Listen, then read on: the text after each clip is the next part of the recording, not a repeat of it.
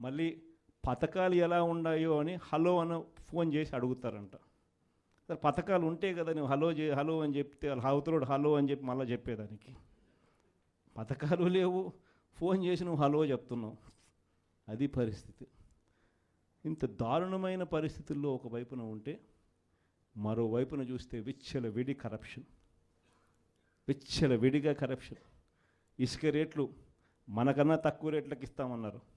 ఈరోజు చూస్తే కనీసం ఆ రోజు రాష్ట్ర ప్రభుత్వానికి కనీసం ఖజానాకు డబ్బులు వచ్చేటివి. ఈరోజు రాష్ట్ర ప్రభుత్వానికి రూపాయి కూడా డబ్బు ఆదాయం రాకపోగా ఇసుక రేట్లు చూస్తే డబల్. ఈరోజు మద్యం పరిస్థితి చూస్తే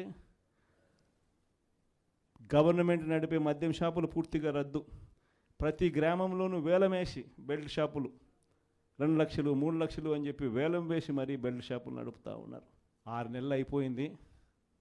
ఇక మనం కూడా ప్రజల తరపున నిలబడాల్సిన సమయం వచ్చింది అని చెప్పి గట్టిగా కూడా మళ్ళీ చెయ్యి కలిపి పనిచేయాలి అని చెప్పి చెప్పడానికి మళ్ళీ మిమ్మల్ని అందరినీ కూడా ఇక్కడికి రమ్మని చెప్పడం జరిగింది.